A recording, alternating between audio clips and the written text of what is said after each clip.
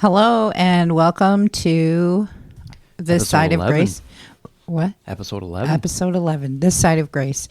We're here today. Dawn, Corey, and Lily is our guest again. We're really excited that she joins us as she brings a different level of wisdom and experience in real life. So we've been diving in over the last few weeks over to some topics that have been on the Facebook page and stuff. So thank you. Keep those ideas coming, things that you struggle with, things that you want to know more about. We're happy to dive in. So when I asked Lily if she wanted a podcast with us, I was like, you pick the topic this time. And she's like, I don't know. And I was like, just, what are you thinking? She said, resurrection and redemption. And I was like, cool, let's run with it. So that's where we're headed today. I did ask her why, and she was like, I don't know, they're just on my brain.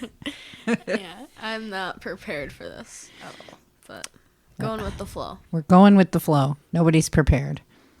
So I'm prepared. You're always prepared. So I'll tell you what, like the definition or what resurrection refers to: the act of rising from the dead or returning to life after death. It can also refer to the revival of something that has been inactive, forgotten, or lost. So I think when we initially think about resurrection, or anybody does, we think about the resurrection of Jesus, right? Yeah. So he was resurrected from the dead. And but there's other aspects of it, and they fit so well with redemption, which is why it's pretty awesome that those two words came to your mind. So redemption refers to the process of paying the price or a ransom to free a slave. And the act of regaining something that was lost. And it's pretty cool because we think about resurrection. Jesus was resurrected. He's our Redeemer, right? So he died on the cross for our sins so that we could have life. So what does that mean? Because before I met Jesus, I was alive, right? But Kinda. Right. So his resurrection paves the way for my resurrection. His redemption for me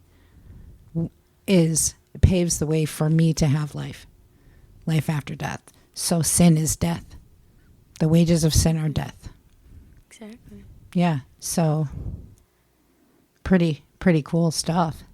Absolutely. Speaking of resurrection, any wonderful words of insight, either one of you? They're all nervous and shy today. I don't know. I don't know what's happening.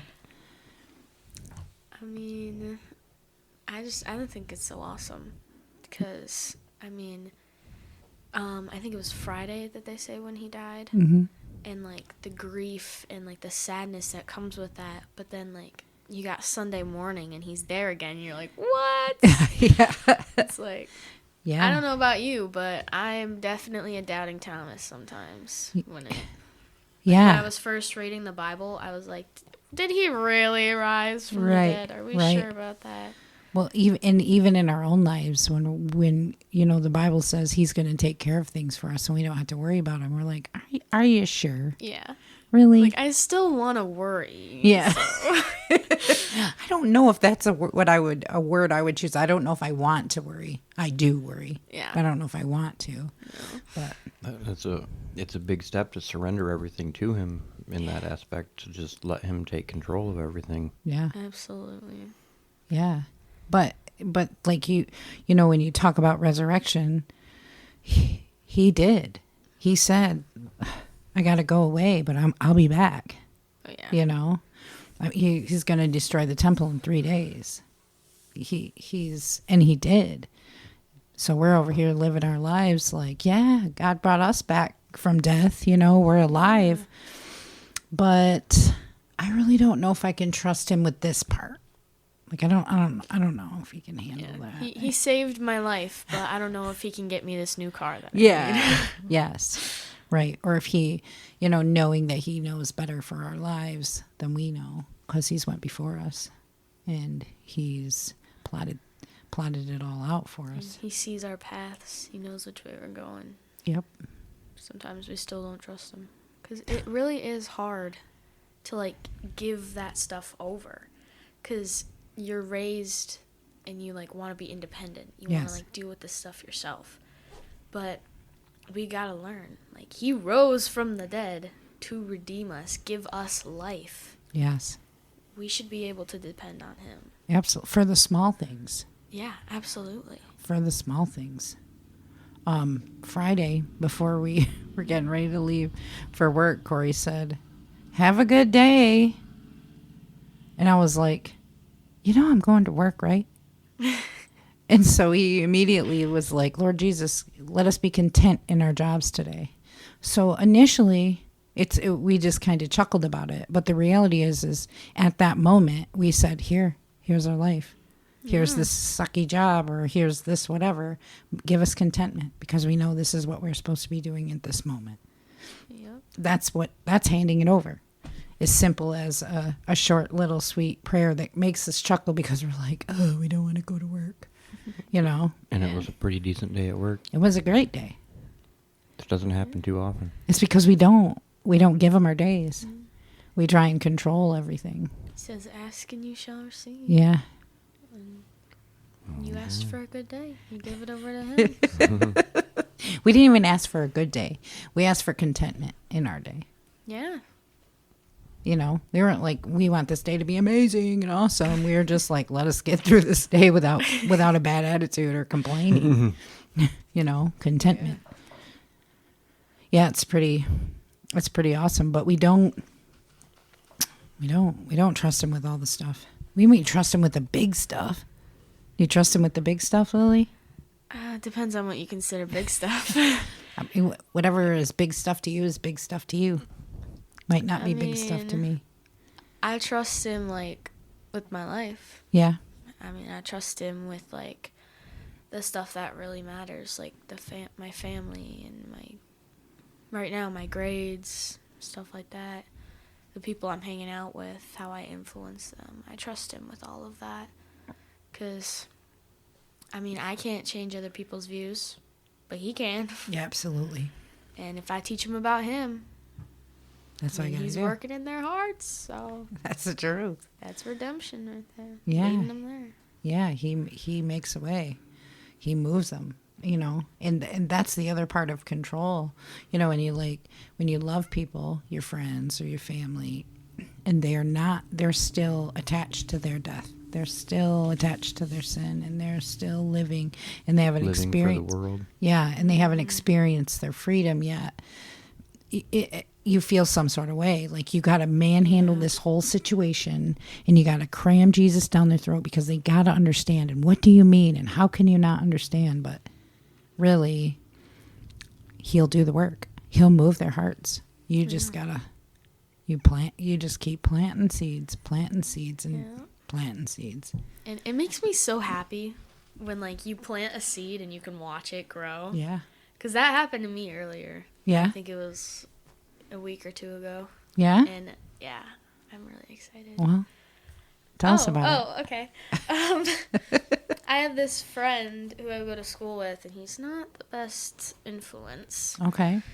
But he's one of those people that once you're friends, he won't leave you alone. Okay. So he's sitting with me, and he accidentally gets pen on my arm, and he goes, here, and he draws another mark and makes it across, and he goes, because you're a Jesus lover. And he says it like it's an insult. Yeah. And I look at him, and I go, you're right, I am a Jesus lover. And he goes, what? Ew. And so I start talking to him about Jesus and, like, how he's actually, like, really good for you. And he's like, can you, like, teach me more about that tomorrow? Oh, and I'm look like, at that. okay, yeah, for sure. That's awesome. Yeah. And that's just it. We have to open the door, no matter what it looks like, no matter how scary it is. We have to open the door. We talk a lot about planting seeds, because Corey is a seed that was planted. Corey And God moved him. I didn't move him. I wanted to. I wanted to chain him up, drag him to church, and be like, listen, this is important. But I didn't. Kick him out the door. Yes. Go to church. Yeah, I didn't. So, and it's all, Jesus he is the resurrection. It says he's the resurrection and the life. And so that means that he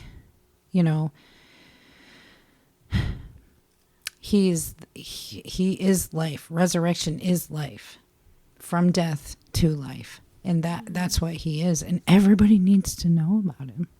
They need to understand that. Absolutely. But we don't. Not everybody does. Not everybody wants to, and it's Breaks my off-putting. heart. Yeah, but you didn't want to.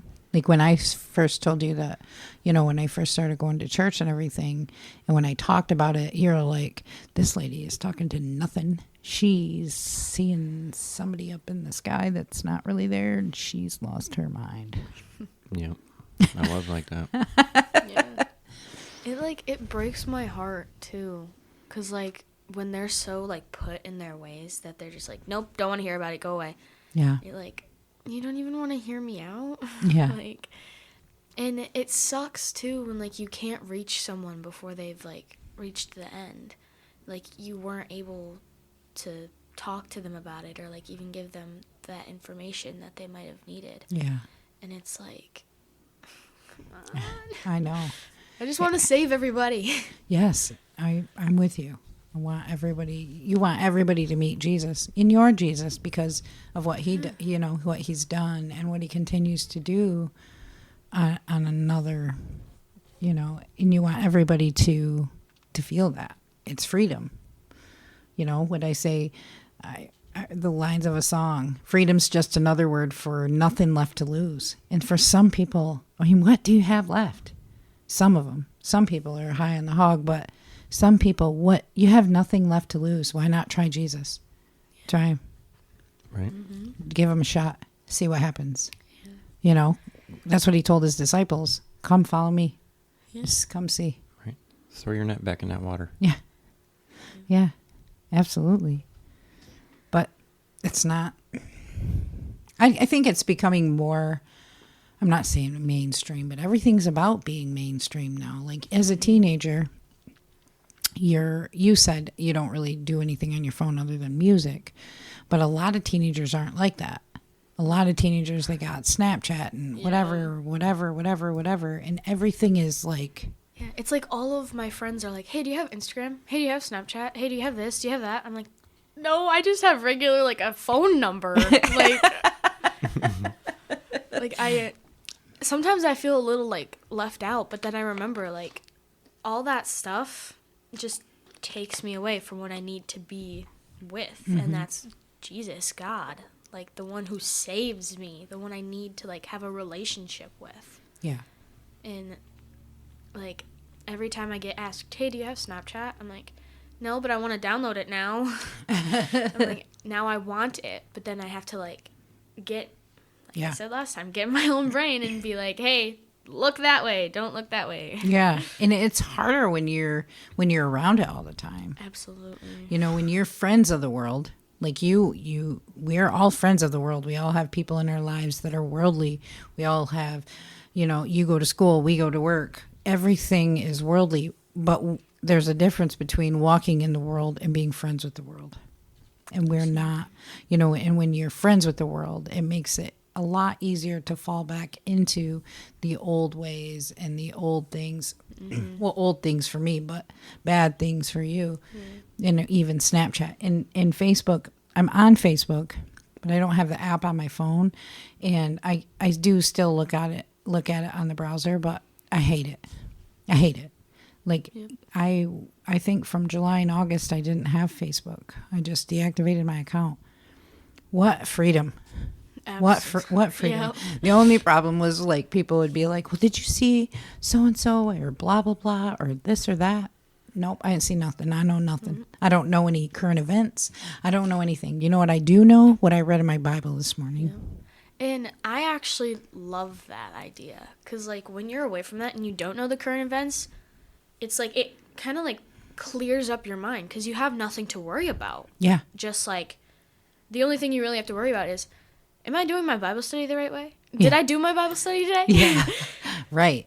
Did I get what he was trying to download Yeah. into me?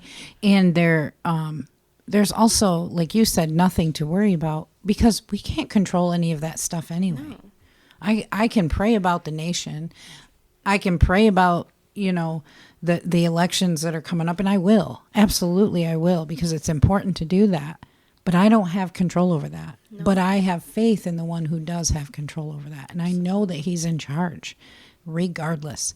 That's, and sometimes on Facebook you get sucked into like election drama. Well, it's election time now for us adults. We're like, ugh. Not us per se. It's garbage.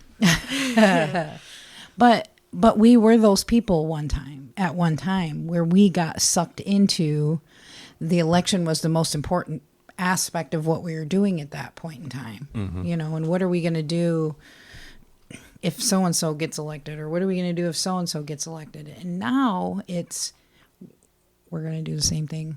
Nothing's going to be different. Nothing is going to change. Nothing's ever different. No, because our eyes are on the king, Right. not the president. Our eyes are on the king, and we have faith that he's going to handle things. But That's why we're happier. yeah, Absolutely. yeah, freedom. I don't ever True focus on politics. freedom and joy. Yeah. Absolutely. But that's just it. We're, Facebook and Instagram, because I like Instagram's a lot of pictures and stuff. And sometimes I do have downtime. And I think the problem for me, and like you read books, Corey's a music guy. I'm trying to, I like to read, but the problem is I start 7 books and I read the first chapter of 7 different books. Me too. It's so bad. And then they're all stacked somewhere. My TBR is so long. Yeah. And I haven't read a single book on there. See? Yeah. I just buy new books and then read those. I buy new books. I don't read them. I want to read them. I have all this intention to read them, but I don't. I get caught up in other things. But Same thing can happen with like your Bible or like. yeah. Well, and that's just it. I read a lot in the Bible. And then on top of reading in the Bible, I'll read the commentary. And then I'll straight nerd out and I'll read. I got a chronological Bible and I got a message Bible and I have this translation and I have commentaries all over the place. Dude, this brain of mine Me too. is like that. But that's better. I think that if our focus is on things like that, on the Bible, on Jesus, on the things that he wants us to keep focused on, as opposed to falling into the trap of this boyfriend plays football and we have to read all about that, or this I don't even know, this politician did this, and all of that stuff that we just don't, it doesn't matter. None of that stuff matters. I mean, to a point it matters, but our eyes always have to be on the Lord.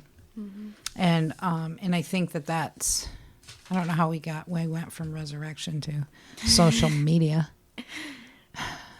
It's because it's our 10-second attention span that our phones have done to us. Isn't that, when you think about contentment, I was talking about it in a group today. Contentment. How do I be content? How can I sit in the quiet without anything to entertain my mind or my eyes and be content? I'm not. I have an idea. Okay. So, this is what I do when I have nothing else, and even when I'm doing something, I still do this. But I pull up an image in my brain Okay. of what I think Jesus looks like. Okay. Okay. You take that image, and on the nearest chair, if you're sitting on your bed, you can imagine it next to you. You just put that image right there. Okay. Give yourself a buddy. All right. You got a buddy to talk to now. All right, buddy. And he's always there. He never leaves. That's true. It's just you got to picture him there, and he's there. That's true. That's true. And really, we, I don't know if you're like this, Corey, but I have a hard time focusing on just one thing. I have a really hard time focusing on just one thing. So if I'm trying to just, clear my mind and just relax and be quiet, my brain has a really hard time with that. And like even sometimes when I'm praying in my prayers, I'm all of a sudden I'm shooting off about the grocery store or whatever. Like I lost where I'm going. I have no idea. Yeah, I sidetrack myself all the time, like even unintentionally. Like I'll be in my phone looking at music or for a song I want to learn or whatever, and right in the middle of learning it, I'll be like, oh, you know what? That reminds me of this, and off I go, and I keep in the middle of that other thing. I'll be like, oh yeah, that also reminds me of this. Before you know it, I've got 5 different tabs open of 5 different things of information that I'm taking in, kind of like you and your books. Like Yeah. I'm reading 5 different things about 5 different things, Me and too. Yeah. and it's chaotic. It reminds me of those videos that I see, and it's like it starts out with like this biker person, and they've got a phone in their hands, and then they scroll and they're like, "Oh, dude, look at this!" And then the camera switches, and it's like this guy who crashed his bike. He goes, "Oh shoot! Right, 911, 911." That's how fast we lose. Like, Yeah. ugh, Yeah. it's hard and to focus. so in like prayer and things, it's part of prayer is quiet meditation on the word and with God, quiet and still. So anyone listening, try this. Sit in a quiet place, be still, don't think any thoughts. I don't even know how you do that. I don't know. Exactly. Yeah. But that's what he wants. He wants you to be still with him and listen to him. And that's where you hear him, is in those quiet moments.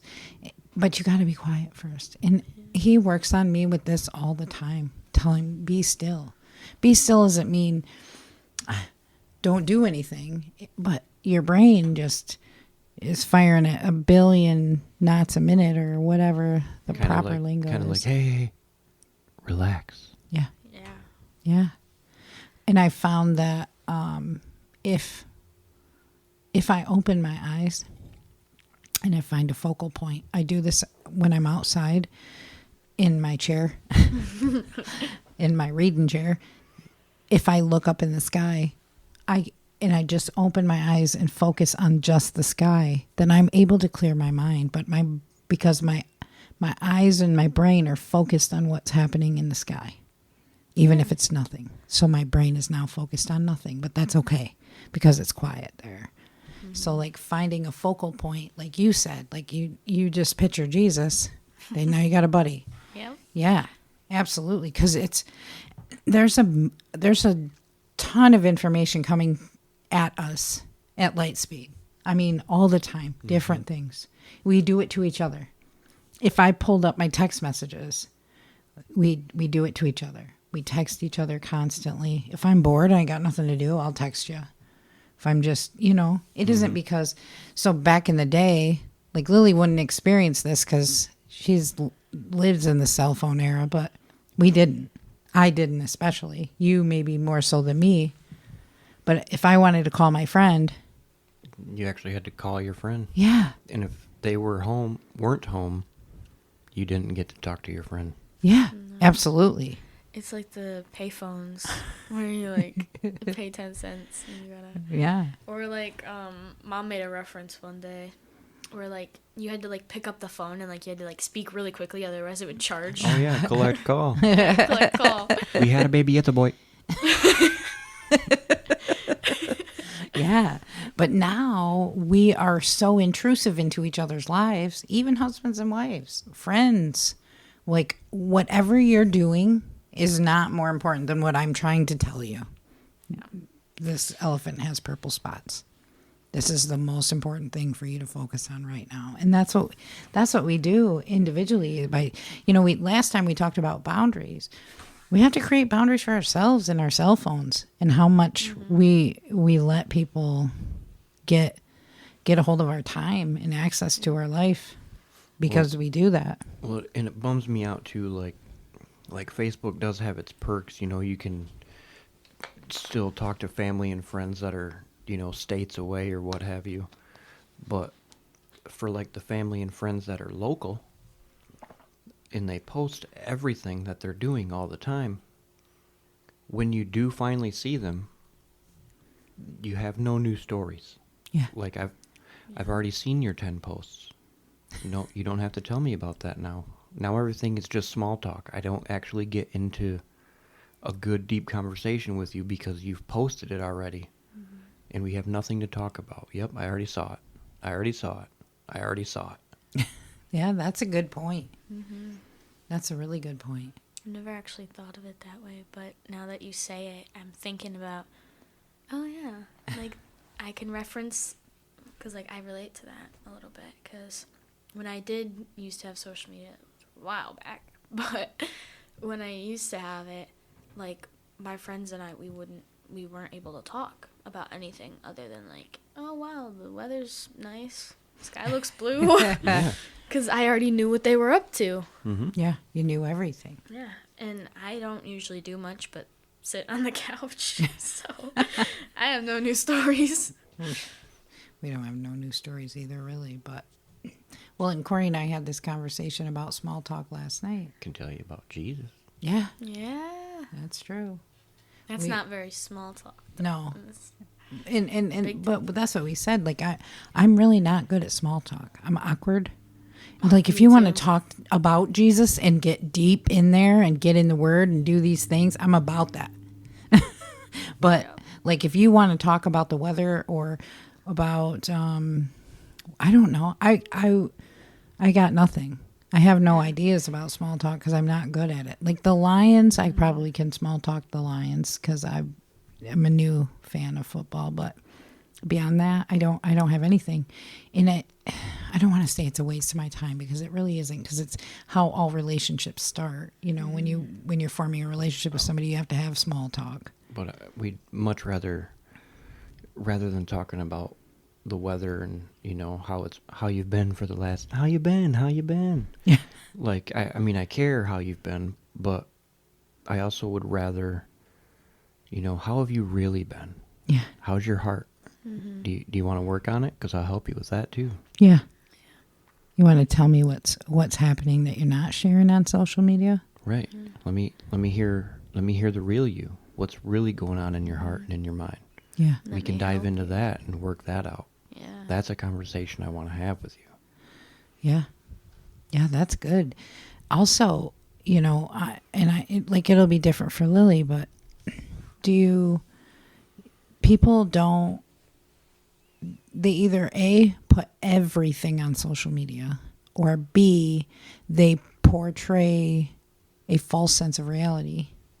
So even if you think you know what's going on in their life, you really don't, because you only know what they're allowing you to see, which then in turn, not for us, but even still sometimes when you see, so if we were looking at someone's Facebook and they went on this awesome vacation, then we're sitting there and we're really jealous about that awesome vacation that they got to have, that they took. Mm-hmm. But we don't know the befores, the durings, the afters, how much they had to work, what it cost, we don't know anything like that. We just see the beauty and the benefits of it. Mm-hmm. And like we talked to the boys about this the other day. Like, if you don't start sitting and being grateful for what you have, if all you do is spend your whole time wanting for more, that's coveting. Thou shalt not covet. Mm-hmm. That's wanting what somebody else has. If we don't stop doing that and start appreciating and being grateful for the things that we have, we're going to stay stuck in this, right, pattern of... Well, like the Dominican, if I'd have posted my pictures that I took, which I don't think I posted any of them, to somebody who didn't know anything about it, it would just look like I went to a tropical island and had a great time. It's fun. And I did do that. I went to a tropical island. I did have a great time, but it didn't show the hard work, the money, the poverty, the poor, and the sad that I saw there. Right. It's funny that you said that because I was showing pictures that you had sent me to some people, and their comments were, thought he was on a mission trip. Looks like he's on a vacation. That's, yep. Yeah. That's because that's all I let you see. Yeah. That's why for like a couple weeks, because I got back and I had like band and volleyball, and I wanted to talk to my friends about it, but I didn't want to sound like I was bragging. Yeah. So I was like, yeah, I just went and did some work in like a different place, and when I was finally asked like where I went, I was like, I was like very timid about it. Like I didn't want them to know, but then I was thinking about it. I'm like, I would much rather have them think that I went there to do good than to have them think that I went and just like had a great time and didn't do anything. So I told them where we stayed, and then I told them like about what we did, but I didn't tell them about like the extra stuff that we got to do. But like I told them about like the worship stuff that we did, like with the songs in the morning, and I told them like about like how much fun it was to like go there and like have fun with like the kids and teach them about Jesus. And that's what got our conversations started about like, well, how can I get to know Jesus, you know? And like when you get to share with people, like you get to tell them both sides. But when you're posting on social media, they only see one side of the equation. Yeah. And that's why I love human interaction. Yes. Well, and you don't have to fill in your, like I told you that Thursday, I said I need more information, because if you don't give me the information, fill in the holes, then I'm going to fill them in for you, and it's probably not going to be accurate. It's going to be not as awesome. I do that same thing. I need all the information, and that's what we do. You know, social media, we get this small box, and we put our own stuff in it. We base our own assumptions on these things. It's like going to the Dominican, when you went to the Dominican and me showing pictures to somebody else, and they're like, it doesn't look like a mission trip, it looks like a vacation. Were you thinking that when it was 100 and some degrees and people around you are falling in dehydration because you're mixing cement in the ground? No. Absolutely not. It was not. I mean, it was not a vacation. It was a mission trip in a beautiful place. Right. That is poverty-stricken and has your heart. and very poor, and totally has my heart. Like, Yeah. like I've never been more grateful to live in this country. Like, I've always been a patriot and yes, go USA type deal, but like now I'm actually grateful and privileged to be here, and I understand why now. And everybody that doesn't, I shake my head at. Like, you don't even understand how good you have it. You can hate living here. Go see what it's like elsewhere. Yeah. I bet you'll be back. Yeah. Well, and really we get up we're complaining every day because we have to go to work. And we should be grateful that we get to go to work. Yeah, and it's got air conditioning where you're working. Yeah. Dude, Yeah. We got to have fun, like, in the Dominican. We got to go back and, like, relax in the pool, do all that stuff. But a lot of the days we didn't. Yeah, you had to, 'Cause, I mean, you had that opportunity, but it felt like you had to earn that opportunity. You had to get through the workday first. yes. And it's no easy task to do that. Nope, Not 'cause in 120 degrees. Not when you have a mission, and the mission is to, get something done and teach people about Jesus. And in 120 degrees, when you're stressed out and worked up and sweaty and feel gross and you're exhausted, it's not easy to be the positive light for people who need the positive light. They really need it. Yeah. A lot of the times when we, like, went back to the resort, I just passed out one day. Like, we got back and I was out. Yeah. And the next morning I got up and I'm like, do we really have to do this again? But then I got there and I'm like, wow. Like, I get to share the light of the world, our Redeemer, the one who was resurrected from the dead, Yeah. with these little kids who, like, we had at least like 5 little kids, like, each day, like, give their lives to Jesus. That's awesome. And it made my heart swell. Yeah. Like, I was tired and I was sweaty and I didn't want to be there half the time. But then as soon as I got to see that, like, my entire personality just flipped. Yeah. I just hit the table. Sorry. It's fine. But it was amazing to watch that and see these, like, the littlest kids, like 4 years old even, just, like, look around and be like, wow, Jesus is awesome. Yeah. It's like, oh my gosh, I love it. Yeah, absolutely. Well, and we need to be more about that here, some way. And we're all living lives, and so we plant our seeds wherever we can. But the reality is we live in a place where people are bound. They are bound to the world. They are bound to their sin. They are bound to death. That's what it is. They don't have life. And even the ones that we had a conversation a while back, and I asked you, about a person, and I was like, it just seems like they're living their happy little life, and I'm over here feeling feelings and dealing with the effects, and you said to me at that time, you don't know what that person is going through. You don't know what that person is enduring. You see what they want you to see. And that, like, sticks with me, because you're absolutely right. Because people are bound. People are bound to their life of sin. They're not accepting redemption. Even, I'm not good enough. Jesus could never forgive me for the things I've done. Listen, if you're at this moment and you're listening to this and you think, oh, you don't even know the things I've done. The reality is you don't know the things I've done. You don't know the things Corey's done. Lily's probably pretty good, but but you don't know. You're making an assumption, but you don't have any idea. But let me tell you, once he gives you freedom, those things don't exist anymore. He doesn't look back at them. In 2 weeks, he's not going to be like, remember that you said that cuss word and then you asked for forgiveness? Remember that? He's never going to do that to you. And saying a cuss word is a small thing, but the reality is he's not. He's never going to look at you and say, remember when you did that? You were bad. I can't believe you did that. He doesn't hold your past against you. Absolutely not. The minute you ask for forgiveness, he wipes it clean.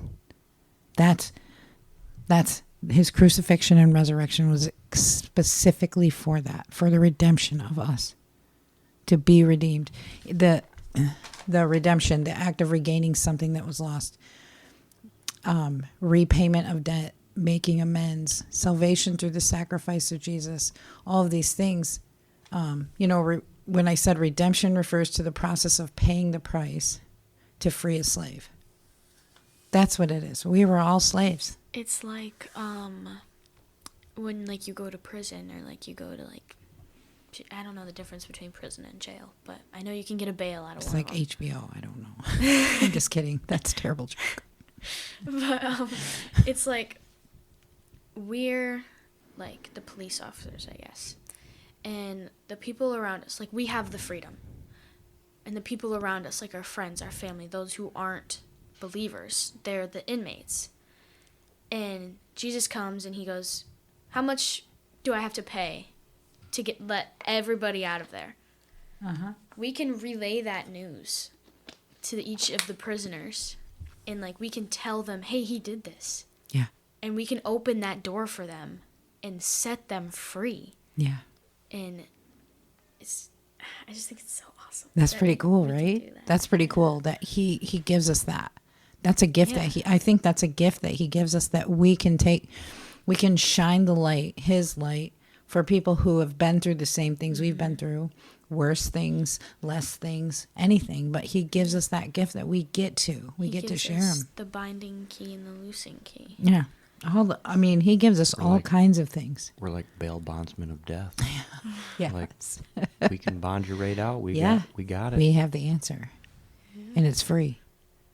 Doesn't cost you anything. No. It's free 99. With an extra cent of free. Yes. We have the answers. We know a guy. Yeah. Yeah. I had a conversation like that at work the other day. This guy, it was like, oh, blah, blah, blah. And I was like, listen, if you want, I can get in touch. I know this guy and he provides this, this, and this, hope, love. He's just a great dude. And he's like, oh, yeah? Who? I was like, it's Jesus. And I talk to him all the time. I'll send one up for you. But you can talk to him too. But that's real. That's a great way to start a conversation about Jesus. Because, like, now that I think about it, there's a lot of conversations that I have where it's like, yeah, my life's not going too well right now. Like, this is happening, this is happening, this is happening. And I'm just sitting there. I'm just listening. And I'm, like, trying to comfort them through it. But Guy. I know a guy. Yeah. I can't do it. I can't help you, like, Yeah. get rid of your debts. I can't help you get a new car. I can't help you with any of that.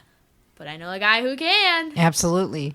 And when you're talking to people and you say, well, I know, if you don't make it seem like you're going to be like, I know this guy and he does all these great things. It's like when you listen to music and, like, there's a lot of Christian music out there that people don't realize is Christian music. Yeah.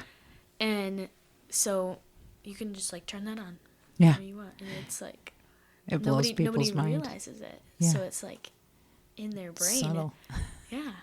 And if you don't say anything, if Yeah. you don't make it seem like you're gonna start a conversation, like, about Jesus, they're gonna hear you out at first. Yep. And, like you said, hey, yeah, I know this guy. He's got these great gifts for you. Yeah. And they're gonna be like, really? Yeah. Everybody loves gifts. Yeah. They're gonna be like, where can I get all this stuff? Where can I find this guy? And I'm like, well, there's this thing called the Bible. Yeah. You can just, look in there. It's Yeah. right in there.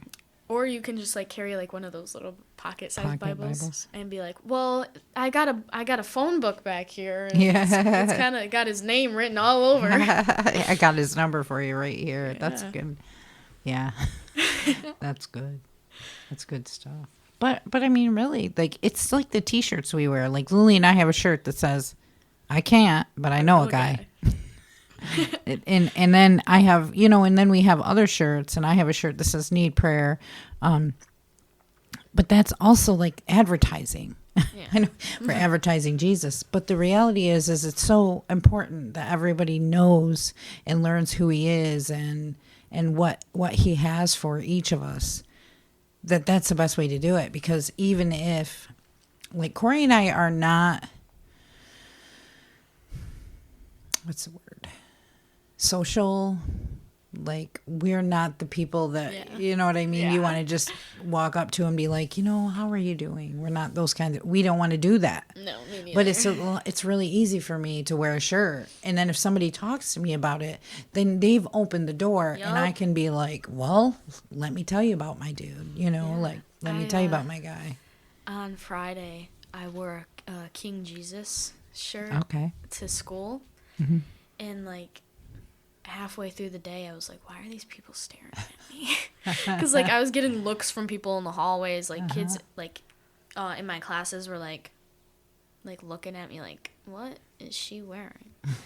And I'm like, why are these people, like, staring at me as I walk by? And, like, I had to use the bathroom, so I went, and they've got mirrors in front of, like, the sinks. And I was looking in the mirror, and I go, oh, that's why people are staring at me. I have my King Jesus shirt on. Right. And every time I wear shirts like that, I'm like, I wish somebody would come up and talk to me about it. Because that, like you said, it opens a door. Like, we can be like, well, like... Yeah, and you never know where people are, whether they've been to church before, whether they don't know anything about it.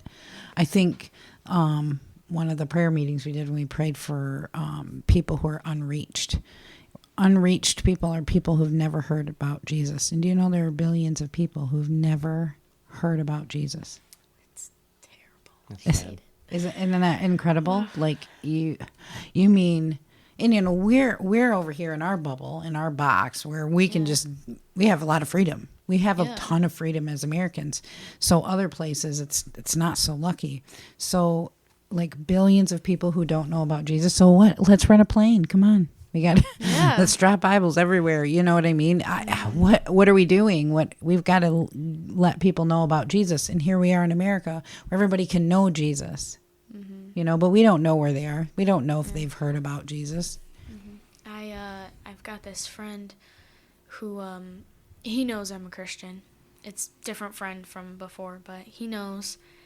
And like he asked me the other day, and we were on a call with each other. He's going through some stuff, like his family's not in the best place. He goes, You're still a Christian, right? I'm like, yeah. He goes, so what are the perks of being a Christian? What are the perks? What are the perks? I'm like, what do you mean? And he goes, like, all that bad stuff that you're going through, how does that not affect you? How does that? And I'm like, it does affect me, but I don't focus on it because I know, like, hey, I've got this waiting for me in the afterlife. I've got this amazing guy right by my side who's going to help me through all of it. Being Christian doesn't mean that bad things aren't going to happen to you. No. It just means that you have We have a way out of it and a way through it. Yeah. Yeah. It makes me so happy when people ask, like, those kinds of questions. Yeah. Because that's them opening the door. I don't have to try and, like, knock or try and break down the door. Yeah, because sometimes it's uncomfortable. Oh, absolutely. And sometimes people don't, like we did when we did the prison ministry, like, and I sat down, I was so nervous. I know this is weird because I talk all the time, but I literally did not want to do this. I did not want to talk to them. And then when I am in a crowd of people, it's pretty normal for me to gauge what everybody's doing. I'm watching their nonverbals. I'm watching, you know what I mean? I'm checking it all out. So I'm like, do I have these conversations? How do we approach these people? Because everybody is going to respond differently, and you can sometimes gear, maybe it's manipulation, I don't know. You can gear a conversation based on what you see from somebody. Yeah. And it was a lot of them who already knew. They've already heard the same story. They've heard the story of Jesus. They know that Jesus saves. So it inspired thoughts in me, like, what can you do that's different? To give them, yes, they heard the story, but how do you get them to not just hear the story, but believe the story and let it penetrate into their heart? And, and that was a great day because, like, we had different sessions, and then, through prayer and everything, the second session, God delivered me somebody who prayed for me because that's how our God works. Yeah. He's pretty cool. But, and then it showed me that these people aren't there. They were telling me about how they have church every week, but it's all volunteer based. So the people that come to the prison every week are volunteers, and it's usually different ones. And they were telling me that it's usually the same, along the same lines of the same message, which is the message of salvation. Well, if you're already saved, you don't need to know how to be saved. No. But you need to know how to walk with Jesus and stuff like that. So learning how people learn, and like you said, when they open the door for you, that's an incredible, that's epic, because you don't have to. You don't have to figure it out. You don't have to do any of the work. You just tell about the love that you got bursting forth from within you. Yeah. So that's pretty good.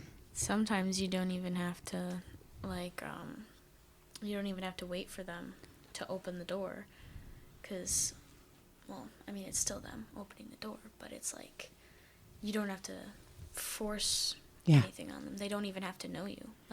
They can, if you're bright enough, they can see that light from underneath the cracks. Yeah, absolutely. And they can go, what's going on outside? And open that door. Yeah. And hey, there you are.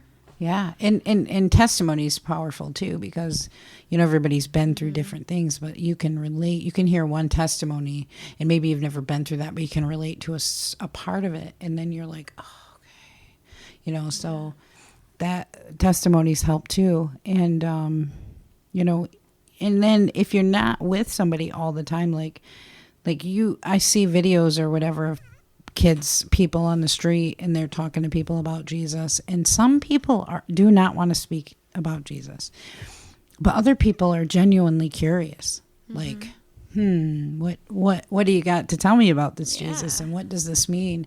And then sometimes the Holy Spirit, you know, he leads you to those people that need you at that moment, that need him at that moment, and you're the light bringer. You're the one that's going to bridge the two. You're going to you open the door for them to see Jesus and to get that, you know, peace and stuff. We serve a God who has all the answers, who knows everything. And we sometimes we try to control too much in our own lives. Yeah. He's got it all. That's when things start spinning out of control. Yeah. That's true.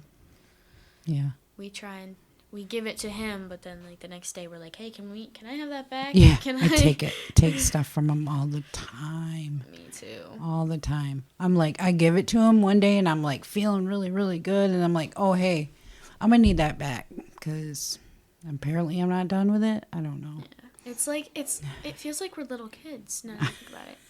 Because we have this toy and we're like, this is awesome. Mm-hmm. And then we see this other kid has the same exact toy but different color. You're like, but I want that one. And so you like give that up and go take that from that kid. Yeah. But then, I don't want this anymore. So you give it back. And then you go take back the other one. And it's like switching between. we take different things. Yeah, we give and then we take back. And then we give again. And then we take back. Sometimes within the span of 5 minutes. Yeah, it's really ridiculous. Yeah, but it's a good thing he's a patient, loving God. Absolutely. Because that is great to know. Yes, because we're far from where we're supposed to be. Mm-hmm. But we're all on a path, and it's a good path. So, okay. Well, thank you for listening. It was Lily. It's always great to get you here and to talk through things with you. Thanks for the redemption and resurrection. I know we veered off here and there, but welcome to the land of Dawn and Lily's brain. Yeah. Where you just never know where you're going. Like my mom says, I'm a mini Dawn. Life's a journey, right? Life's a journey. It's definitely a journey. And what is that saying? Life's a journey, not a destination. But our life is a destination. We have a destination, and that is to be in heaven with our Father. But it is a definite journey all the way. So again, thank you for listening, and we look forward to next time. Thank you. Thank you.